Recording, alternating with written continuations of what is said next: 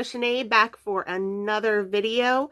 Today I want to talk about somebody who's super infamous, and that is Typhoid Mary, and where she was left to be treated and later died, North Brother Island, just off of New York City's coastline.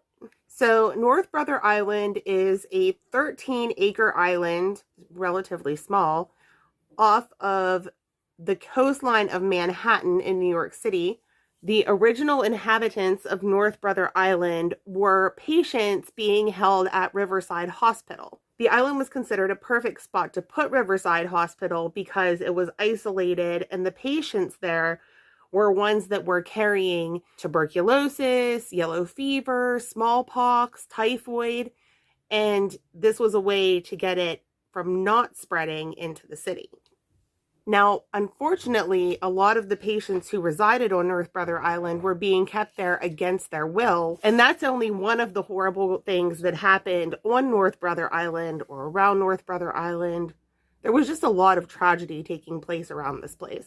Now, knowing that the island itself has a history of not so great instances occurring around it, I'm still going to start with Riverside Hospital and its most famous inhabitant, Typhoid Mary. Now, Mary Mallon, better known as Typhoid Mary, immigrated to the United States from Ireland in 1884. Once Mary arrived in the United States, she found a lot of success working as a cook for wealthy families. Mary's first job as a cook was working for the Warren family. Unfortunately for them, shortly after she began working as a cook, many of them fell ill with typhoid. In fact, 6 out of the 11 people that resided in the home ended up getting sick and being diagnosed with typhoid. Now, the Warrens, being that they had the money to do so, hired an investigator to try and figure out where the typhoid came from. It was all a complete mystery because nobody knew who was getting who sick. So with the mystery afoot, the sanitary investigator that the Warrens hired came into the home and began questioning everybody. Now, the sanitary engineer ended up doing some pretty sweet detective work because through it all, he ended up determining that the typhoid that everybody was becoming infected with was coming from Mary. See, what was happening was Mary was cooking food for the family, and while some of it was cooked, other parts of it was raw or, uncooked, whatever. And that particular food is what would have been giving them typhoid because that is essentially how it spread. Due to this great detective work and the fact that Mary was in fact the one carrying typhoid, she ended up being the first asymptomatic carrier of typhoid diagnosed in 1907. I don't mean to make this relevant, but it's kind of apt, don't you think?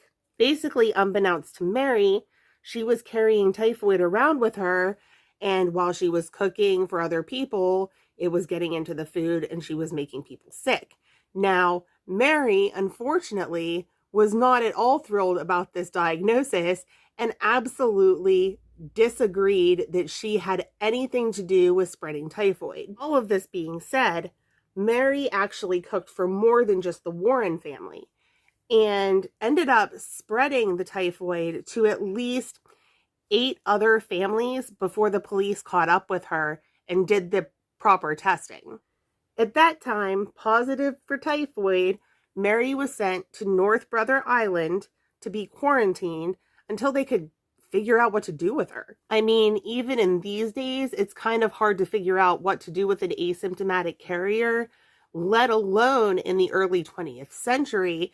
And they had no idea what to do to stop her from spreading the disease. Now, while Mary was confined to North Brother Island for several years, during her stay, they actually determined that the disease was originating in her gallbladder and offered to remove it for her so that she could continue her life as normally as possible.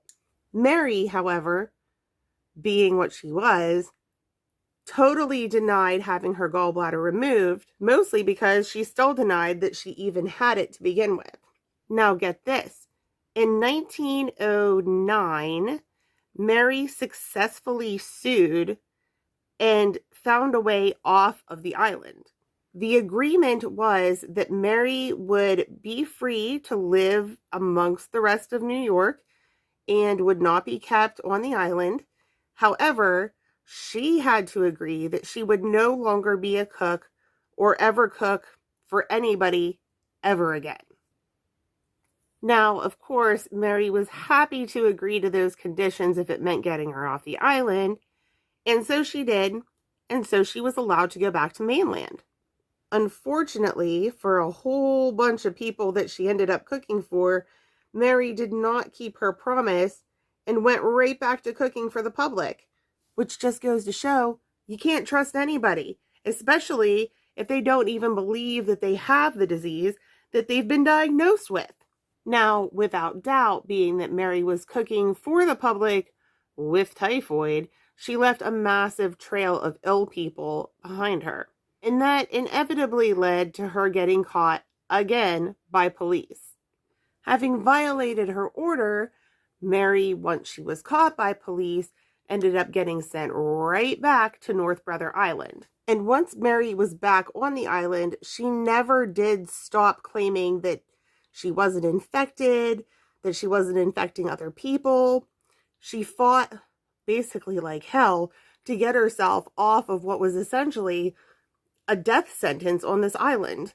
Unfortunately, she had already broken the trust that the system had given her by continuing to feed people once they let her go.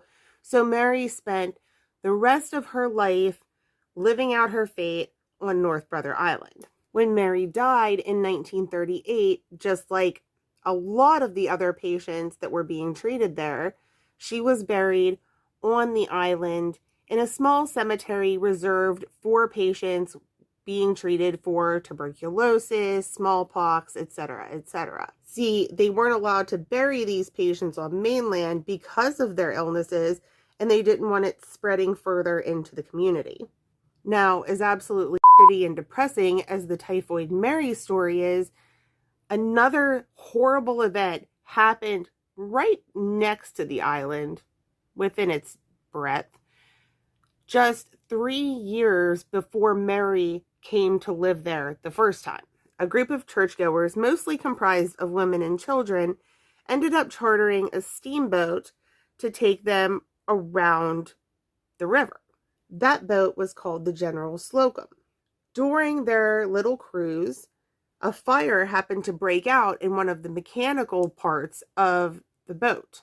Unfortunately, by the time that everybody realized that there was actually a fire happening, there was no time to extinguish it before the entire boat was engulfed in flames. Not only was there not enough time to extinguish it, but there wasn't enough time to get all of the passengers safely off the boat, despite that they were really, really close to the banks of North Brother Island. And when the boat finally sank into the East River, 1,021 of its women and children passengers died by drowning in the river.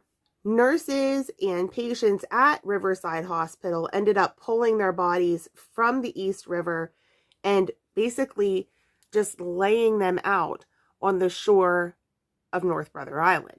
And having had contact with the folks who inhabit North Brother, those unfortunate souls were also buried on the island for fear of spreading the diseases to other people in Manhattan and New York City. So unfortunately for those who were unlucky enough to be part of the General Slocum disaster, they ended up right alongside Typhoid Mary and other patients who never wanted to be on the island to begin with, but were stuck there for eternity. Now, the island ended up being a lot more than just those two things. Besides the Riverside Hospital and the site of the General Slocum tragedies, it also went on to house military families after they came back from war, and then later in the 50s and 60s, it was a rehabilitation facility for teenagers with drug addiction problems. Now, we aren't friends unless we know how those institutions tended to operate back in the day. And in 1964, the rehabilitation facility was shut down because there were massive rumors about staff being abusive and then just general corruption happening among the staff at the facility. Now, once that facility closed down, the island was left mostly deserted, and it's slowly being taken over by nature as the structures decompose around the island. Now, with that being said, it's super freaking creepy as you look at pictures, seeing all of the structures just slowly deteriorating while nature slowly makes its way through, and all these vines and tendrils are wrapping around what was once pretty important buildings. Currently, visitors can't even get onto the island without direct consent from the New York Parks Authority. And even once you do get it, no one will take you out onto the island. You have to find your own way out there, whether it be by motorboat or a paddle boat, or hell, I don't know, just swim out there, whatever. Now, just because it says that you need written consent doesn't mean everybody listens to that. And so there are lots of visitors that go onto North Brother Island that are there totally illegally. Now, there are reports from both legal and illegal visitors to the island of various types of hauntings by most likely patients of Riverside Hospital. For instance, lots of people say that you can hear screams coming from both the center of the island and from the hospital. There are also reports of whispers, unexplained movements, and the apparitions of patients still walking around the place. And of course, it's assumed that not only the most famous, but the most notorious person still haunting North Brother Island is Mary Mallon, Typhoid Mary. All right, guys, so that's all for that story. Let me go put on some eyelashes and I'll be right back with your final look. All right, guys, I'm back and this is our final look. Do you like it? I love it! Anyway, you guys, I hope that you had fun. I hope you enjoyed today's story. As always, remember to always love yourself, always be a unicorn, and come back and see me next time. Bye!